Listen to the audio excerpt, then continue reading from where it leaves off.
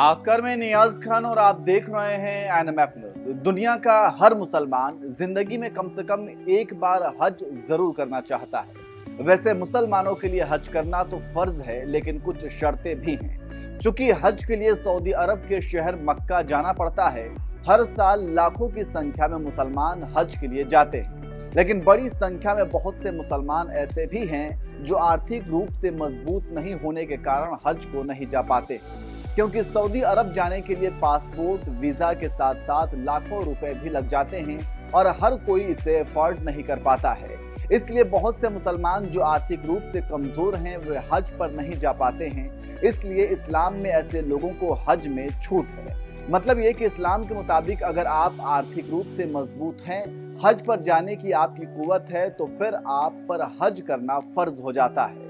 उसमें भी हज पर जाने से पहले आपको अपने आस पड़ोस देखना होता है कि कोई आर्थिक रूप से परेशान तो नहीं है, कोई गरीब परिवार जो आर्थिक रूप से परेशान हो, या फिर पैसे ना होने की वजह से उसकी बेटी की शादी नहीं हो पा रही हो, या फिर बीमारी का इलाज के लिए पैसा उसके पास ना हो। तो सबसे पहले आपका फर्ज बनता है कि आप ऐसे परिवार की मदद करें, चाहे वो किसी भी धर्म, जाति और संप्रदाय का ही क्यों ना हो।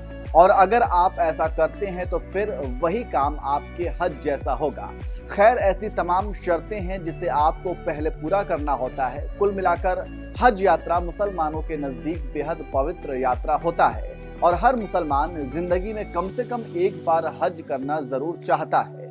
दुनिया से 20 लाख के लगभग मुसलमान हर साल हज यात्रा पर जाते हैं।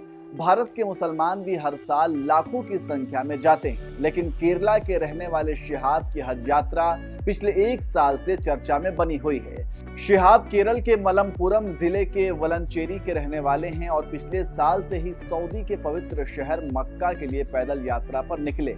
जी हाँ, शिहाब पिछले साल 2 जून 2022 से ही हज के लिए सऊदी अरब के लिए पैदल ही रवाना हुए थे, जिसके बाद उनकी हर तरफ चर्चा होनी शुरू हो गई थी।